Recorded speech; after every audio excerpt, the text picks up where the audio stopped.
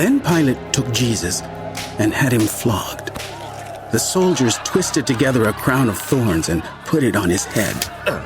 They clothed him in a purple robe and went up to him again and again, saying, "Hail, King of the Jews!" And they slapped him in the face.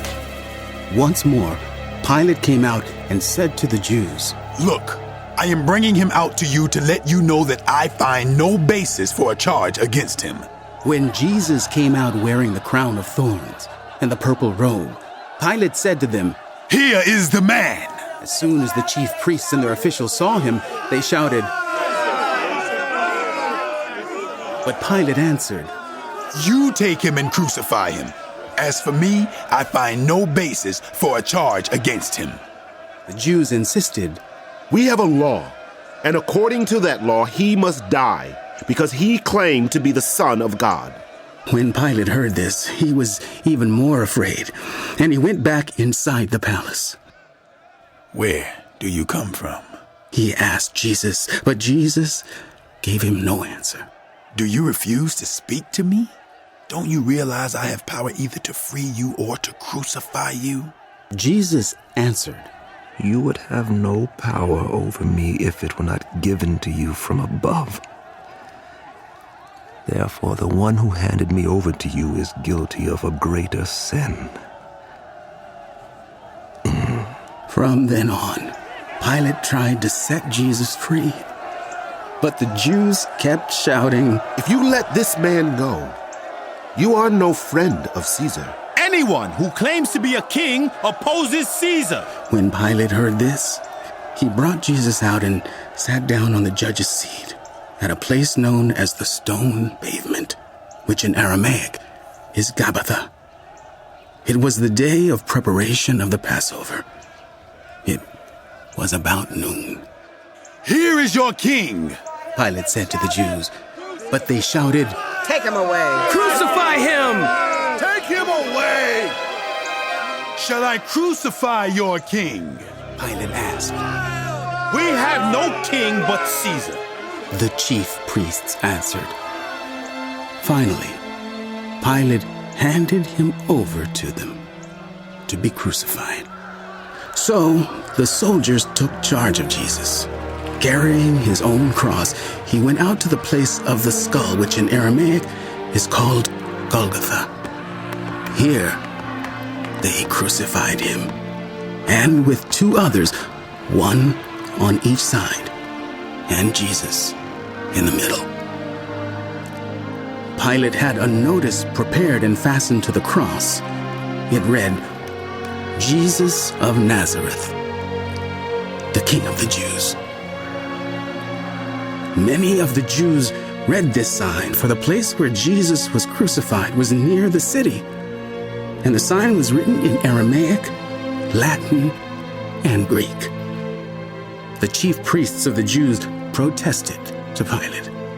"Do not write, 'The King of the Jews,' but that this man claimed to be King of the Jews." Pilate answered, "What I have written, I have written."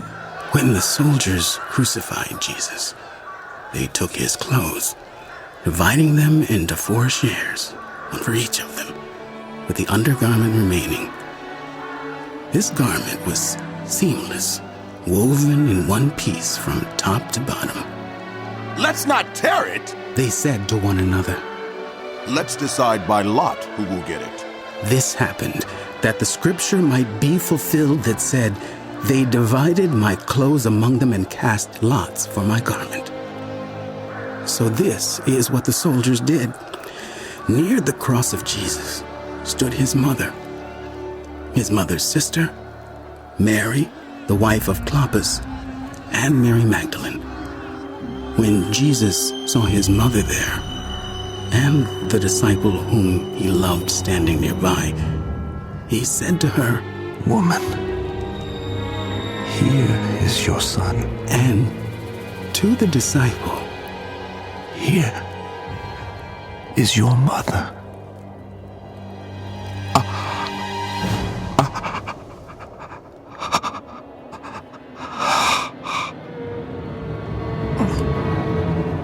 from that time on, This disciple took her into his home. Later, knowing that everything had now been finished, and so that Scripture would be fulfilled, Jesus said, I am thirsty. A jar of wine vinegar was there.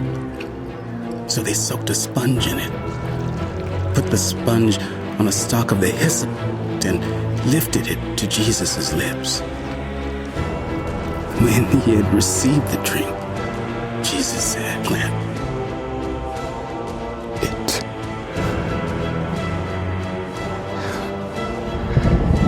is finished.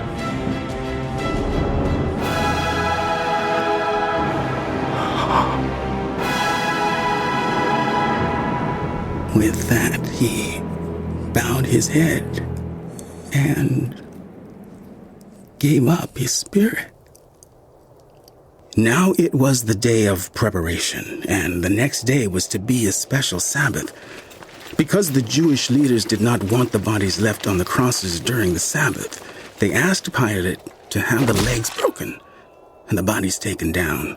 The soldiers therefore came and broke the legs of the first man who had been crucified with Jesus, and then those of the other. But when they came to Jesus and found that he was already dead, they did not break his legs. Instead, one of the soldiers pierced Jesus' side with a spear, bringing a sudden flow of blood and water. The man who saw it has given testimony, and his testimony is true. He knows that he tells the truth, and he testifies so that you may also believe. These things happened so that the Scripture would be fulfilled. Not one of his bones will be broken. And, as another Scripture says, they will look on the one they have pierced. Later, Joseph of Arimathea asked Pilate for the body of Jesus. Now, Joseph was a disciple of Jesus, but secretly, because he feared the Jewish leaders. With Pilate's permission, he came and took the body away. He was accompanied by Nicodemus, the man who earlier had visited Jesus at night. Nicodemus brought a mixture of myrrh and aloes, about 75 pounds.